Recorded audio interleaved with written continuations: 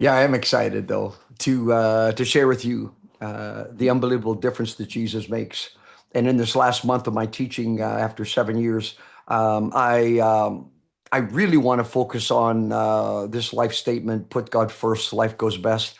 Because if you meet me and forget me, it doesn't matter. But if you meet me and don't get to know Jesus and then somehow forget Him, that is the worst thing that could ever happen. Because whether it's recovery or life, putting God first is the only way to make it happen. I have a lot of years of experience of seeking to put God first and seeing the benefits of putting God first. And I want to tell you what's behind this particular selection of 6 words in my world.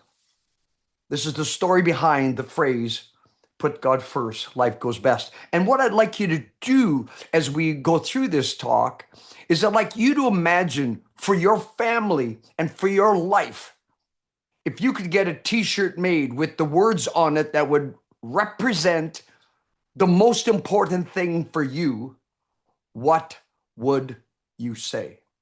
What would be on the t shirt? I've shared my whole story of faith in one of the full talks, and so I'm just going to do a recap. But I don't come from a Christian home. My mom and dad weren't Christians when they got married, but I was the youngest of 3 kids. And by the time I came along, especially my mom was really on fire for Jesus. She was really sold out. And my dad, during the time when I was baby through till 7 or 8, dad came to know the Lord and started to grow in his faith. And I was baptized in at age 11 with my dad.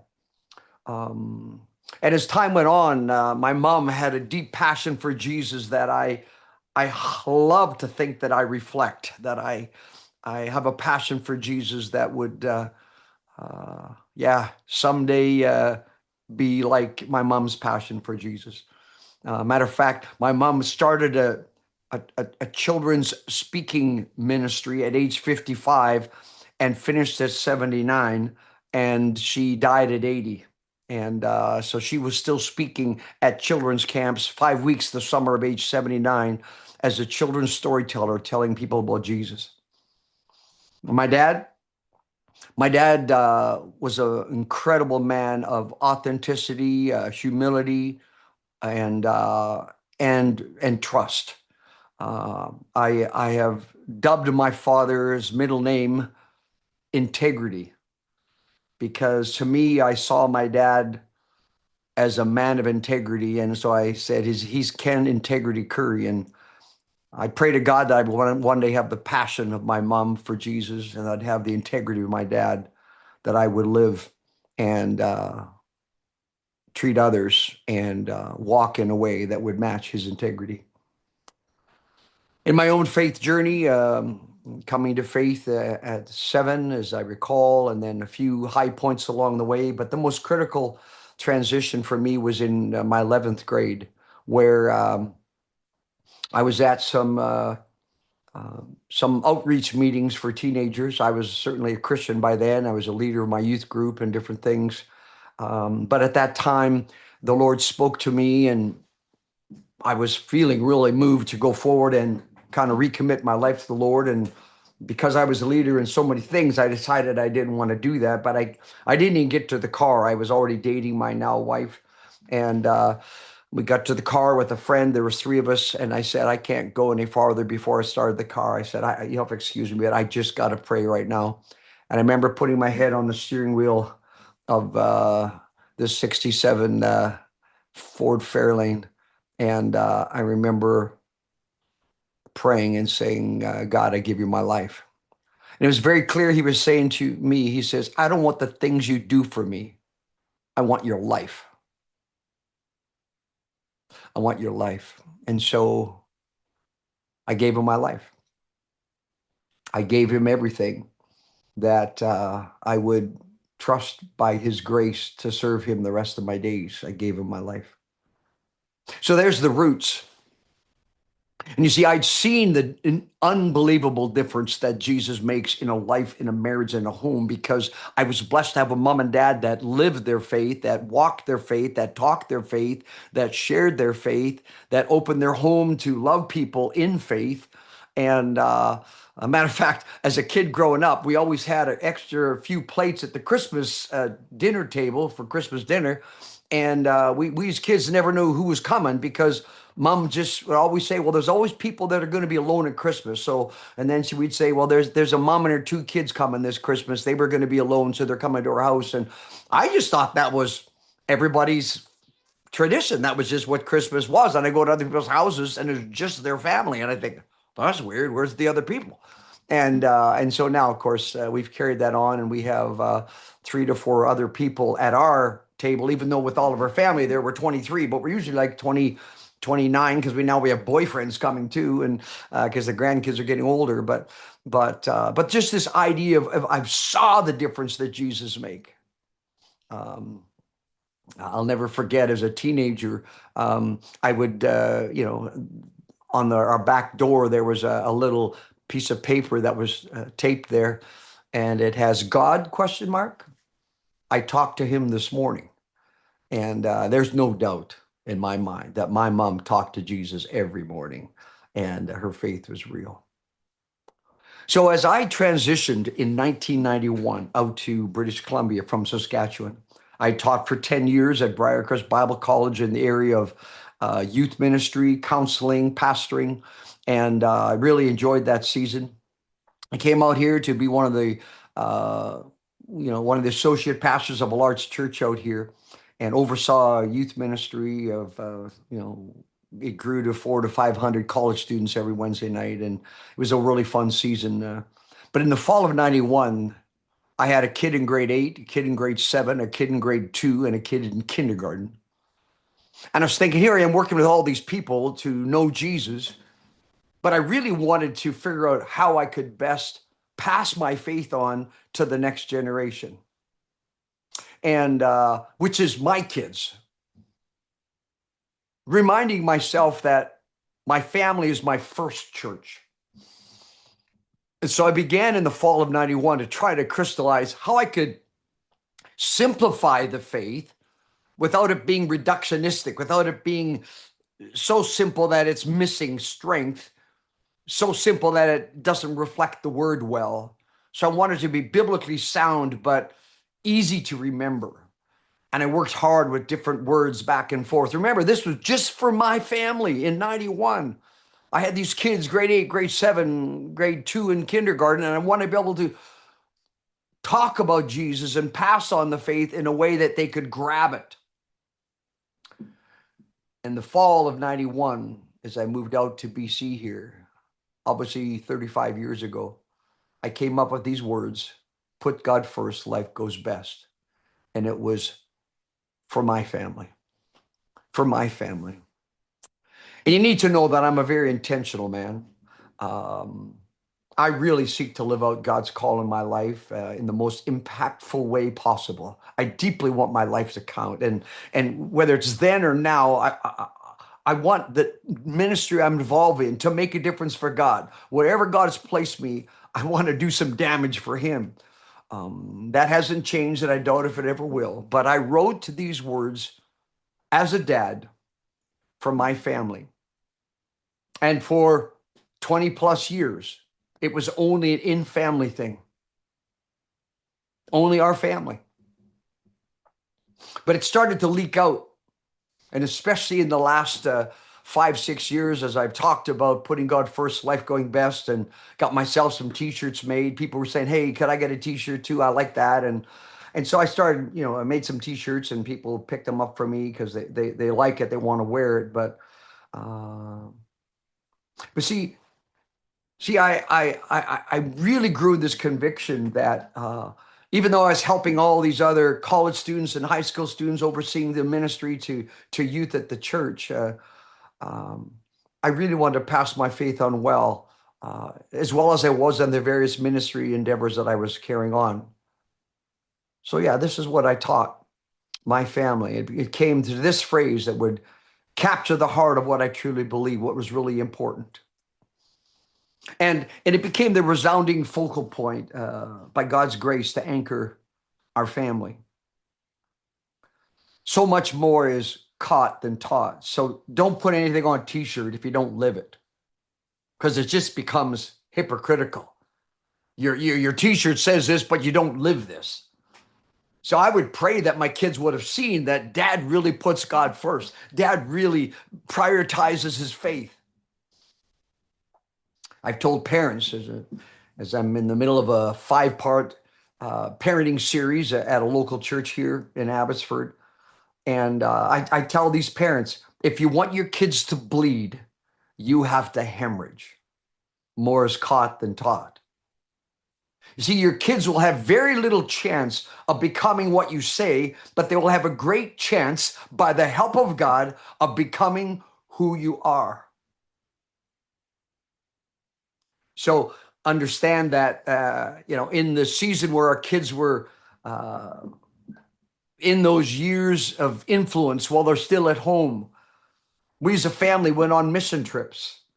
We went to Mexico, Russia, Slovakia, and then later we went to Kenya, and our entire family went there. We've subsequently been to Uganda with our grandkids now, and we've been to Mexico 2 other times with grandkids, and we have a 3-generational mission trip. And my prayer is that even my grandkids would see that the Jeeper really loves Jesus.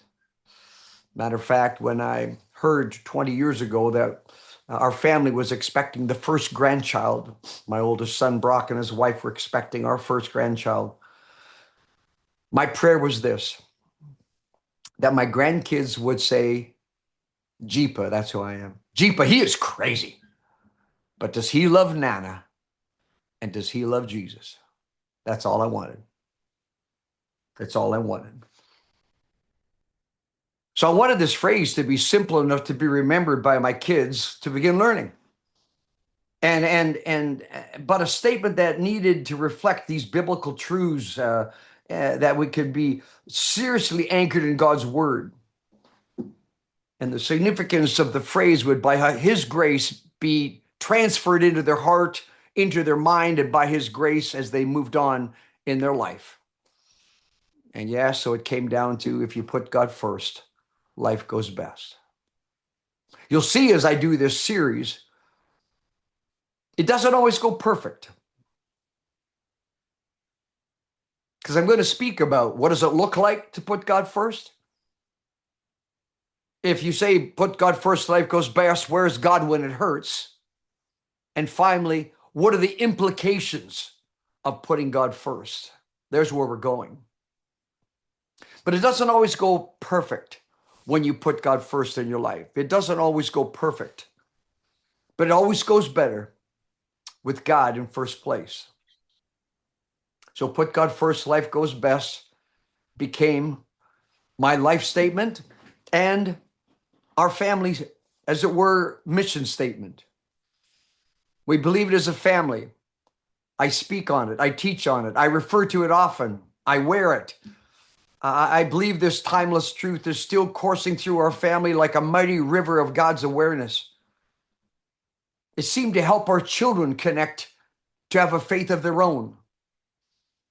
And now, with God's help, it's being woven into the lives of our grandchildren.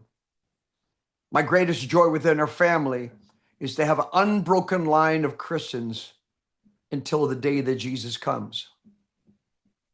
That my kids would marry someone who knows and loves Jesus, and they would raise kids who know and love Jesus. Then their grandkids would come, and now as some of the older grandkids are dating, likely who they're going to marry, that they would.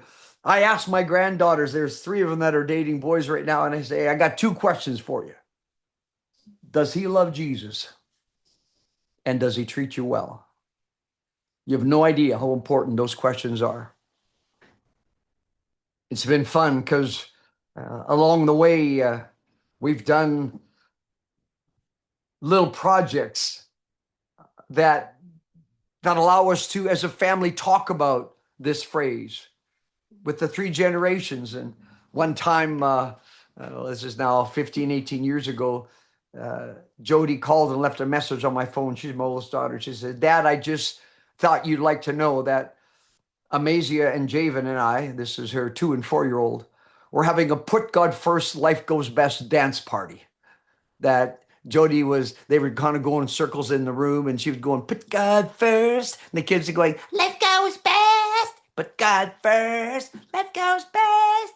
And matter of fact, in my devotional Bible that I'm reading every day, my youngest grandchild, a year ago at age 6, we were listening to her sister in a piano recital. So she was coloring and drawing, and all of a sudden she taps me on the shoulder and she gives me a piece of paper, and it was actually kind of like a flyer from the church, in the pew that we were listening to the piano recital in, and she'd written on it in her very, very rudimentary printed letters as a 6-year-old. Put God first, life goes best. And I wrote Mackenzie, age 6, and I've kept it because already she's catching the importance of that she would write that down. I came home, and my youngest son's 3 girls were being babysat by my wife. I came home, and they had been playing with balloons and volleyballing them and popping them and whatever they were doing, and they were actually with Sharpies putting faces on them, and smiley face and nose and everything, and Charlotte, the oldest, who would have been likely maybe 10 at the time, she said, Here, look at this one, Jeepa. And I looked, and, had a happy face, whatever. She says, No, no, no, look at the other side. And without even me being home, she wrote on the back, Put God first, life goes best, on her balloon.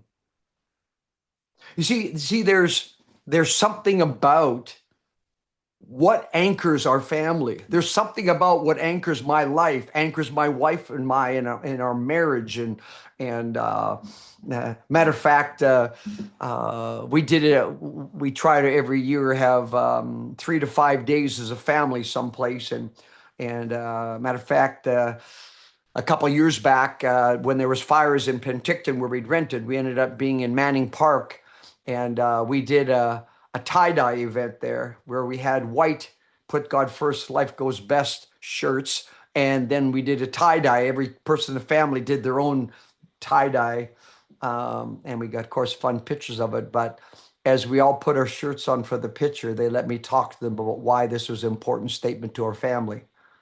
And I shared with them why it was important to me. You see, behind Put God First, Life Goes Best is these anchoring scripture. In Proverbs 3, 5, and 6, without a doubt, I would say the most common verse that I've shared with people at the end of emails or written in notes or letters. Proverbs 3, 5, and 6 says this: Trust in the Lord with all your heart and do not lead on your own understanding. In all your ways, acknowledge him, and he will direct your paths. I love what it says in the Living Bible. It says this: If you want favor with God and man and a reputation for good judgment and common sense, then trust the Lord completely. Don't ever trust yourself. In everything you do, put God first, and he will direct you and crown your efforts with success. That's part of putting God first, because you see that he will crown your efforts with success. In Matthew 6:33, Jesus said, Seek me first and my kingdom, and all these things will be given to you as well. See, put God first, and I'll look after you. I look after the birds of the field. I look after the flowers. Understand that I care for you. So seek me first. In Romans 12, 1 and 2, Paul put it very clear when he summarized it this way: I urge you, therefore, brothers and sisters, in view of God's mercy, that you will offer your body as a living sacrifice, that you put God first, holy and pleasing. This is your true and proper worship. And be not conformed to the pattern of this world, but be transformed by the renewing of your mind, the renewing of your life. Then you'll be able to test and approve what God's will is, his good, pleasing, and perfect will. God's got a plan for you. He wants what's best for you. And so, yeah, those are the scripture that anchor, put God first, life goes best. If you meet me and forget me, that's life. You meet a lot of people. But if you meet Jesus and somehow forget Jesus, it'd be the greatest debacle, the greatest regret in your life. Without a doubt, it'll always go better with Jesus as captain of the ship. It'll always go better with him behind the steering wheel. It'll always go better with him in the place of being your inside coach, where he calls the shots in your life. Put God first. Life goes best. I recommend that the greatest step of wisdom today would you look again at what it means to surrender your life 100% to God, that he would help you not only with recovery, but he would help you with every aspect of your life, that you would become the man, the husband, the father that he wants you to be. Put God first. Life goes best. Let's talk about it.